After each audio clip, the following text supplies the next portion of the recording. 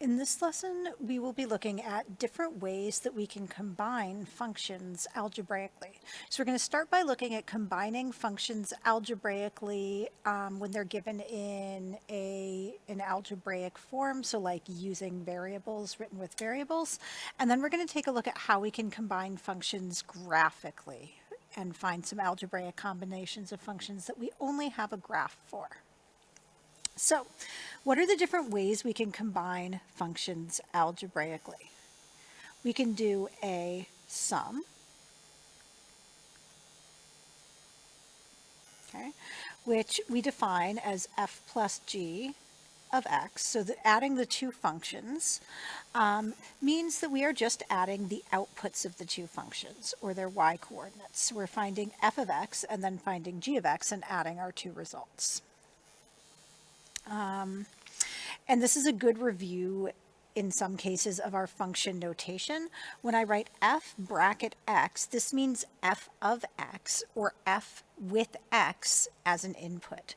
I could also put a number there. So if it was f bracket 3, it doesn't mean my function f times 3. If I wanted to say that, I would write 3 in front of the f. So let's just make a little box over here and remember. So we have f x means f of x. So that means x is our input. So for example, if we have f of 5 means f of 5, or f applied to the number 5, or f with 5 as an input. So the number in the brackets is really just the input of our function. When we think of the whole f of x, that's the output. That's what we get when we plug that x into our function. So when we're taking the sum of two functions back to the left-hand side, f plus g, what we're really doing is we're just adding our outputs. So adding the result of f of some x plus the result of g of x. With a difference, it's similar, and with all algebraic combinations, we're combining the outputs of our functions. So we have f minus g of x is the same as f of x. In this time, instead of adding the outputs, we are going to subtract the outputs. So minus g of x. If we are going to take a product of two functions, we can do we can say fg of x, or f times g of x, and that's equal to f of x times g of x. And we always use that little dot to write multiplication, obviously, because otherwise it looks like an x. Okay. Quotient is a little bit trickier because we have a caveat with quotients. Some difference product, you can add, subtract, or multiply any numbers in the real number system with no problems. F over g applied to x is the same as f of x over g of x, provided that g of x is not equal to 0. So what happens is, if for some reason g of x is equal to 0 at some points, we only define the quotient for those points where g of x is not equal to 0. So we say that the domain of the quotient may be different from the domain of the functions. And so we really are not allowed to have zeros in denominators. Last thing we can do with functions is we can have a linear combination. So that is, we can take alpha f plus beta g, and this is just a little sneak peek at some Greek letters. You'll see more of those in university. So if we're doing alpha f plus beta g, that's going to be the same as alpha times the result of f of x plus beta times the result of g of x. So a linear combination of functions is essentially just taking that same linear combination of the outputs of those functions. Okay, all of that is beautifully abstract, but now let's actually understand what it means. So what we're going to do is I'm going to define two functions, f of x and g of x, and we're going to look at a few different algebraic combinations of them. So, example number 1.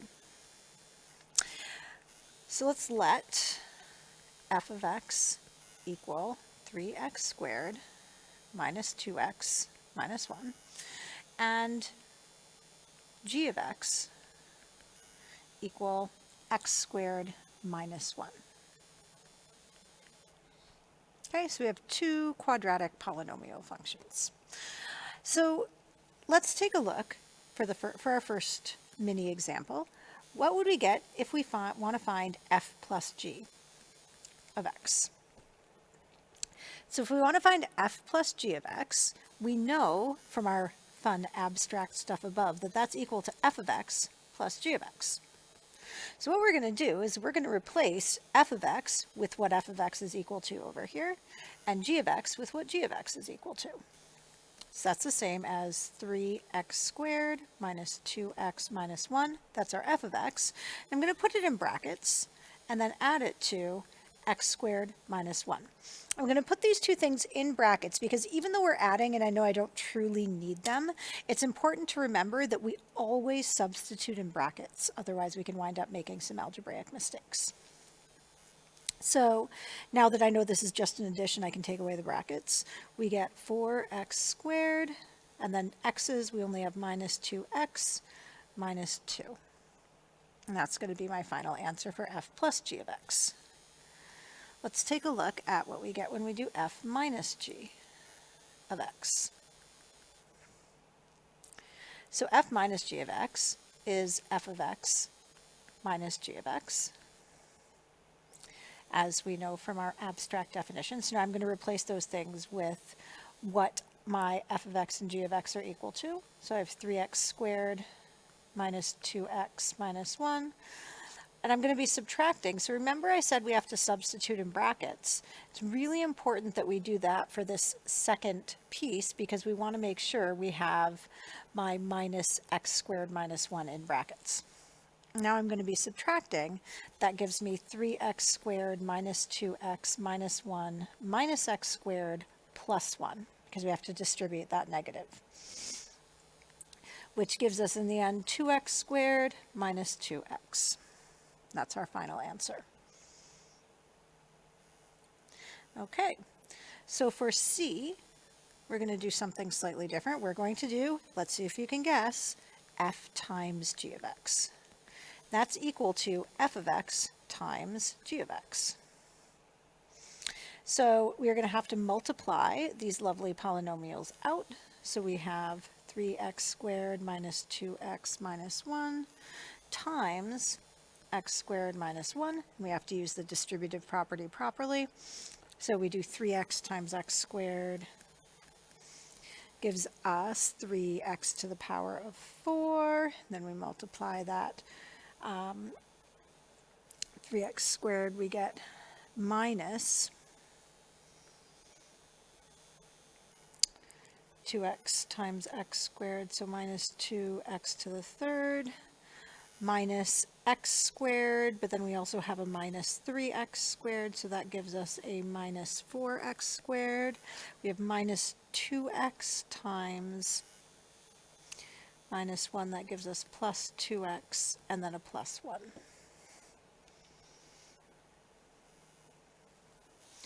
So D, we have f over g of x, and so we have, this is equal to f of x over g of x. So that's going to be equal to 3x squared minus 2x minus 1 over x squared minus 1. Now, we have a little bit of a problem here. We're going to need to simplify this polynomial. So let's factor here. So we think about, well, we know that we start with a 3x and we're going to end with an x and a 1 in both cases. So let's see if this factors. Well, if I put a negative, I know one's going to be negative and one positive. If I put a negative here and a positive here, that will do it. We also can factor the denominator. We've got x plus 1 times x minus 1, and we actually have the same term top and bottom, so we can cancel that x minus 1. So that gives us, in the end of the day, 3x plus 1 over x plus 1. Great. Am I done with this one? Well, we actually have to be a little bit careful. So we have to restrict our domain, because the domain in which this function exists is where the denominator is not 0, and the denominator is 0 at plus and minus 1. So our domain is x can be any real number, but it's not equal to plus or minus 1. So we have to make sure we exclude those two values. Now for the last type of algebraic combination, we have 2f minus 3g of x equals, and so now what we're going to do is it's going to be 2 times f of x minus 3 times g of x. So this is going to be 2 times 3x squared minus 2x minus 1 minus 3 times x squared minus 1. Simplifying, we get 6x squared minus 4x minus 2 minus 3x squared plus 3. And simplifying further, we wind up with 3x squared minus 4x plus 1. You can factor it or not. At this point, it's either one is arguably the simplest form. You could leave that in. So we've now looked at how to do these algebraic combinations of functions that are expressed using variables. What if your function is being expressed in another way? So we looked at a few different ways we could express relations and functions. We can express them as using an arrow diagram, just actually mapping members of one set to another set. We looked at them using a coordinate pairs. We looked at them also using a graph. And so what we're going to look at now is how do we use graphs to find algebraic combinations of functions. So example 2 is using a graph. And this is a little bit less straightforward because you have to learn this, what I would consider the fundamental, it's not a theorem, but the fundamental understanding of pre-calculus has to do with what does a function mean. So you have your input and you have your output. And when you're looking at a graph, the y values are your output. So the y values are essentially just what the numbers are doing. Okay, so when we are using graphs to find algebraic combinations of functions. And remember that graphs are not a different kind of a function than an equation. They're just different ways of expressing the same thing. Okay? We need to recall that y is equal to f of x. So what we're going to be doing is where we have like f of x plus g of x, we have to remember that the f of x is the y values. That's the output of our function. G of x is the output, the y values for whatever my other function is. Okay, so my steps here that I'm going to be following is number 1, find f of a and g of a for some values of a. So these are our inputs. We're just going to pick a specific x point and find the actual numerical values. So these are my y values. So we're finding y values, but for the same point. Then once we find those y values for the same point, we're going to add, subtract, multiply, divide our y values, or find a linear combination if that's what we're doing. Okay, so you find the y values for the same point, and then you add, subtract, multiply, or divide them. So let's take a look at an example. So we have a function here, okay, and we're going to define it for between x equals minus 1 to x equals 4. We're going to define it using a graph, and we're going to draw up to So we're going to call this f of x.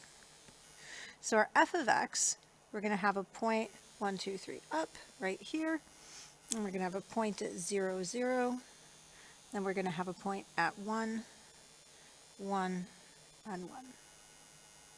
Okay, and if we wanted to keep going, that would be at 1. I'll sketch that function in, and then we're going to have it just kind of travel smoothly between these points. Okay. Then I'm going to draw another function over here, and I'm going to call that function g of x.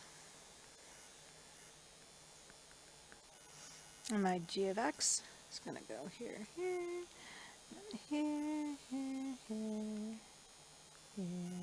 I'm going to have that, make that go a little further out, here, here. And then we're going to go up 1, 2. So we'll have that kind of start here and then go up to here, then keep going up to here, and then maybe it'll go up a little more steeply here, up to here. And then we'll have it go down nice and smooth. And then kind of keep going in that way. So that point is right on there. So now what I'm going to try to do is I'm going to try to find a couple of things about these two functions. The first thing I'm going to do, and I'm going to shrink this so that we can see the whole screen at the same time. The first thing I'm going to do is we're going to find f minus g of 3. This is not f minus g times 3, this is f minus g of 3. 3 here is my x value. Okay, so f minus g of 3 is going to be f of 3 minus g of 3. So I need to just evaluate or find the value of f at 3 and the value of g at 3. So f of 3, I'm going to go, that means that 3 is my x value, so I'm going to go over to x, and I'm going to look at that point right there. That is 3, 1. So that means f of 3 is my output, or my y value, and that's equal to 1. Similarly on g, if I go over to 3, I go 1, 2, 3. I look up here, that is also 3, 1. So my g of 3 is also equal to 1. So f minus g of 3 is f of 3 minus g of 3, so it's just 1 minus 1, which equals 0. Next, I'm going to do something a little bit more difficult. I'm going to sketch the graph of f times g of x. So this is actually not just giving a single point. It's going to have to kind of combine these two graphs by multiplying them. Honestly, that's a question that I'm not even sure makes 100% sense. So what we need to do is think back and think, well, when I'm finding f times g of x is equal to the y values for f of x times the y values for g of x. So our y's for f times our y's for g. And what we want is we want to make sure we're using the same x values. So the easiest way to set this up is actually just to make a table and then use that table to draw the beautiful graph that we will end up with. So I am going to take my table and I'm going to have x and I'm going to have my y, and my y values for my new graph are going to be f of x times g of x. So whatever my x is, it's going to be, my y is going to be f of that x times g of that x. So let's start, I think -1 is the first point we can kind of clearly see. So -1, so my f of -1 is 3, because that's the y value at -1. My g is -2. So my f times g of x is -6. At 0, f is 0, y is -1. So my y of f is 0, y of g is -1, so that gives me a 0 for 0. At x equals 1, the y of 1 for f is 1. The y of f for G is 0. The y of 1, sorry, is 0. For 2, I have my f is still 1. My g is now at 2. So that gives me a 2. And at 3, we know they're both 1 because we calculated that for the last problem. So when I multiply those together, it gives me 1. Let's end with 4. So with 4, we get 1 for f. It's still at 1. And g is actually back down to 0.